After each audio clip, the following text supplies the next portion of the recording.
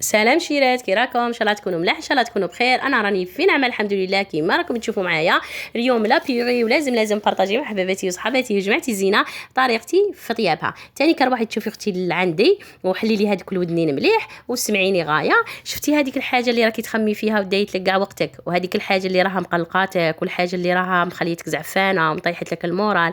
انا نقول لاختي حاجه وحده، ربي سبحانه واش قال؟ اسعى يا عبدي وانا اسعى معك. مالي ربي سبحانه أمرنا بحاجة وحده واللي هي العمل، إنه تسعي للحاجة اللي راكي باغيتها. وتانيك ما تنسيش توكلي أمرك لربي سبحانه، يعني مهما كانت النتيجة مرضية ولا غير مرضية تعرفي باللي فيها خير، بسك وكلتي أمرك خالص لربي سبحانه.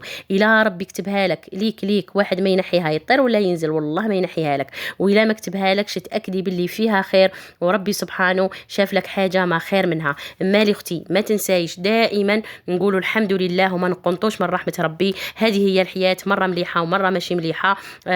تانيك الشيء لا تنوصيكم الثقة الكاملة في ربي سبحانه، بس هي اللي تخليك تعيشي حياتك هانية وتبعد عليك الأفكار السلبية. إن شاء الله ما نكونش طولت على خياتي، إن شاء الله يكون فيديو خفيف ظريف، وإن شاء الله تدو منه يا لو كان فايدة ولا زوج.